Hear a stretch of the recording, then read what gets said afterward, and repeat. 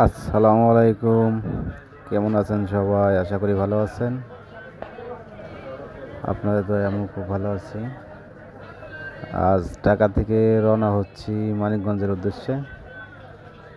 মানিকগঞ্জ পাটুরিয়া আরিচা ঘাটে যাব পদ্মা নদীতে ইলিশ মাছ ধরার জন্য। ইলিশ মাছ কীভাবে তাজা ইলিশ মাছ ধরি আমরা সেটা দেখবেন, আমাদের সাথে থাকুন ভিডিওটা।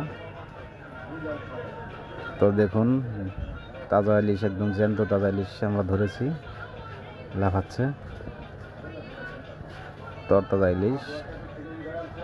সারা রাত আমরা মাছ মারার জন্য নৌকায় ছিলাম। নৌকায় মাছ মারার শেষে সারা রাত কতগুলো মাছ পাই সেগুলো আপনাদের দেখাবো। ভিডিওটা সম্পূর্ণ দেখেন, তাহলে দেখতে পারবেন কতগুলো মাছ আমরা পেয়েছি। তাজা মাছ, এই মাছটা 1100 গ্রাম ওজন, মানে 1 কেজি 100 গ্রাম। অনেক বড় বড় সাইজের ইলিশ মাছ, একদম তরতাজা। রাতে আমরা এই মাছগুলো ধরেছি।